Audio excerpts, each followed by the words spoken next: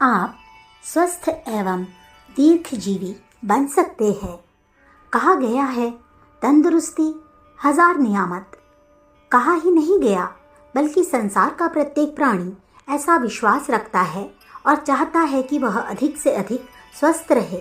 सब कुछ होने पर भी यदि मनुष्य के पास स्वास्थ्य नहीं है तो समझो उसके पास कुछ है ही नहीं। वह धनवान होने पर भी गरीब है, संपन्न होने पर भी दरिद्र है। जिसके पास स्वास्थ्य है वह कुछ न होने पर भी भाग्यवान है। संसार में ऐसा कौन होगा जो हर प्रकार से स्वस्थ रहने की आकांक्षा न करता हो। हर व्यक्ति की सर्वोपरि कामना रहती है कि वह स्वास्थ्यपूर्ण दीर्घ जीवन का अधिकारी बने। तब क्या बात है कि लोग अपनी सर्वोपरि इच्छा एवं आवश्यकता के विपरीत विविध प्रकार के रोगों शोकों से त्रस्त अनारोग्य के दुर्भागी बनते हैं। दीर्घायु की कामना करते करते अकाल में ही मृत्यु मुख में चले जाते हैं। प्रकृति ने मनुष्य को एक स्वस्थ जीवन जीने की सारी सुविधाएं दी हुई है, किंतु वह इन सुविधाओं का यथा योग्य उपयोग करने में असफल और निराश ही दिखता है। सृष्टि में मनुष्येतर प्राणी पशु पक्षी तक स्वस्थ एवं पूर्ण आयु का उपभोग करते और आनंद मनाते दृष्टि गोचर होते हैं, पर मनुष्य आह कराह रोग दोष और शोक संतापों से ग्रस्त जीवन में ही मृत्यु की पीड़ा पा रहा है। जबकि प्रकृति ने उसे अन्य प्राणियों की अपेक्षा अधिक सुविधाएं और बुद्धि दी है। निसंदेह मनुष्य का यह दयनीय जीवन कुछ कम खेद का विषय नहीं है। संसार में बहुत से आदमी हृष्ट पृष्ट और मोटे ताजे देखे जा सकते हैं। खाते पीते, काम करते और हंसते बोलते ऐसा आभास देते हैं मानो वे बड़े ही स्वस्थ तथा निरोगी हो, किंतु क्या वे वास्तविक रूप से स्वस्थ होते हैं? उनके पास जाकर पूछिए अथवा उनका परीक्षण करिए तो पता चलेगा कि वे वास्तव में वैसे स्वस्थ नहीं हैं जैसा कि होना चाहिए। यदि कोई शरीर से स्वस्थ है तो मन से रोगी है। शरीर रोगों से बचा हुआ है तो ईर्ष्या, द्वेष, काम, क्रोध और कपट के न जाने कितने कीट उसके मन सुमन को जर्जर कर रहे हैं। और यदि संयोग से उसमें यह विकार नहीं है तो वह शरीर से गया गुजरा होगा।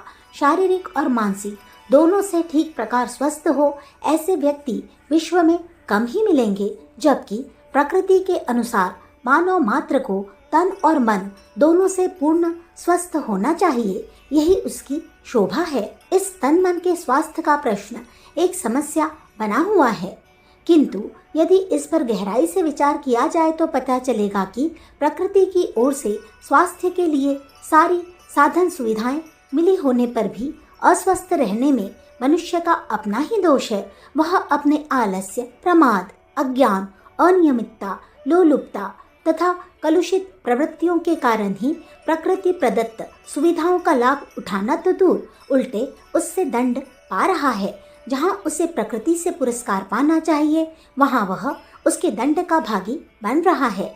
हमारे लिए पुरस्कार का प्रबंध करने वाले को यदि हमारी हठजन्य दृष्टता अथवा लिप्साजन्य अपात्रता के कारण दंड देने के लिए विवश होना पड़े तो इससे अधिक लज्जा की बात हमारे लिए और क्या हो सकती है। हम सब मनुष्य हैं, विवेक के अधिकारी हैं। हमें अपनी इस पदवी के अनुरूप ही प्रकृति माता का पुरस्कार पात्र ही बनना चाहिए। जब हम एक स्वस्थ, सुखी तथा दीर्घ जीवन भोगने के लिए संसार में भेजे गए हैं, तब रोगों, दोषों तथा शोक संतापों द्वारा मार मार कर अकाल में ही संसार से खदेड़ दिए जाना शोभा नहीं देता। हमें समझना चाहिए कि हम इस सृष्टि में अच्छा जीवन बिताने और कुछ अच्छे काम करने के लिए आए हैं, न कि जीते जी नरक भोगने के लिए। यदि वास्तव में हमको इस दयनीय दशा पर क्षोभ है और प्रकृति द्वारा निर्धारित पूर्ण आयु तथा स्वस्थ जीवन अपेक्षित है तो निरुपाय बैठे रहने अथवा जैसे चल रहे हैं वैसे ही चलते रहने से काम न चलेगा। अपना उद्देश्य पूरा करने और लक्ष्य पाने के लिए उपाय एवं प्रयत्न करना ही होगा। स्वस्थ जीवन का उद्देश्य प्राप्त करने के लिए हमको किसी कठिन अथवा विशेष उपाय नहीं करना है, केवल अपने भ्रमों तथा भूलों को सुधारना भर ही है, जिनका सुधारना बड़ा ही सुकर है। आहार विहार तथा आचार विचार में आवश्यक परिवर्तन भर कर देने से हमारी स्वास्थ्य संबंधी समस्या हल हो जाएगी। अपने रहन सहन को प्रकृति के अधिकाधिक अनुकूल बना लेना ही वह परिवर्तन है जिसे हमें अपने जीवन क्रम में लाना है। आज की सभ्यता तथा आज की मान्यताएं हमें अधिक से अधिक खाने पीने और मौज मजा लेने की शिक्षा देती है।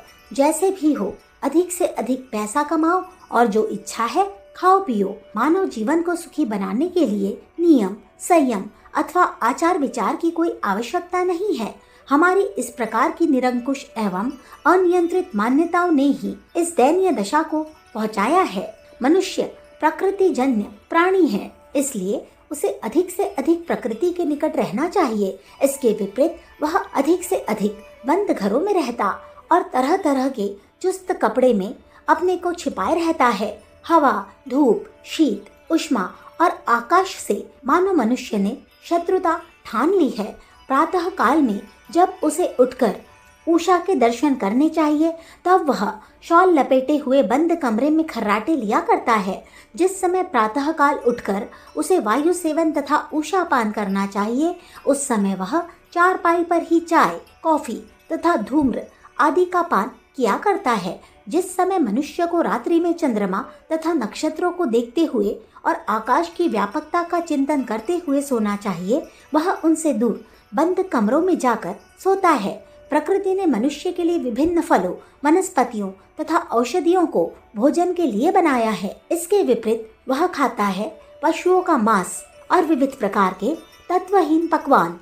कब खाना चाहिए, कितना और क्या खाना चाहिए, इसका ज्ञान रहते हुए भी अपनी स्वाद लिप्सा के कारण वह न जाने कितने अखाद्य, असमय एवं अमात्रा में खाता पीता रहता है। यह सब लक्षण मनुष्य के प्राकृतिक विद्रोह तथा निरंकुशता के लक्षण है। इसलिए वह रोगों का दंड पाता है। जो आहार विहार सरल तथा सहज है, वही वास्तव में प्राकृतिक है, और जिस रहन सहन में हवा, धूप, शीत तथा उष्मा का उचित स्थान है, वही रहन सहन प्राकृतिक तथा उपयुक्त है। मनुष्य ऐसी उपयुक्त एवं प्राकृतिक रहन सहन को अपनाकर शुद्ध आचार विचार से नियमित खान पान एवं दिनचर्या के साथ रहे तो कोई कारण नहीं कि वह प्रकृति द्वारा निर्धारित पूरी आयु और स्वास्थ्य का सुख न पा सके। शरीर से अधिक विचारों को शुद्ध रखने की आवश्यकता है। सारे नियम निभाते तथा संयम पूर्वक रहने पर भी जिस मनुष्य के विचार शुद्ध नहीं है, वह स्वास्थ्य के अपेक्षित उद्देश्य को कदापि प्राप्त नहीं कर सकता। शारीरिक तथा मानसिक दोनों प्रकार के स्वास्थ्यों पर आचार विचार का गहरा प्रभाव पड़ता है। जिसके विचार स्वस्थ होंगे, वह हर प्रकार से स्वस्थ रहेगा। यूनान के इम्बरनेसिना नामक एक प्राचीन आरोग्य शास्त्री तथा दार्शनिक महात्मा के स्वास्थ्य संबंधी निम्नलिखित 5 नियम मानव स्वास्थ्य तथा दीर्घ जीवन के लिए मूल मंत्र की तरह ही है। इसका निर्वाह करने वाला व्यक्ति अवश्य ही आरोग्यपूर्ण दीर्घ जीवन प्राप्त कर सकता है। पहला, शरीर से अधिक प्राण बल की रक्षा करो। दूसरा, शरीर से पूर्व वातावरण शुद्ध करो। तीसरा, रोगी को दवा की अपेक्षा निरोगी रहने की शिक्षा दो। चौथा, खाओ कम और पियो ज्यादा। पांचवा, सुविचारों से बड़ी कोई औषधि नहीं। अखंड ज्योति, फरवरी सन 1967, पृष्ठ संख्या 28-29। हमारे YouTube चैनल विचार क्रांति दूत अखंड ज्योति पत्रिका को सब्सक्राइब करें एवं अगली वीडियोस प्राप्त करने के लिए बेल आइकन दबाएं। धन्यवाद।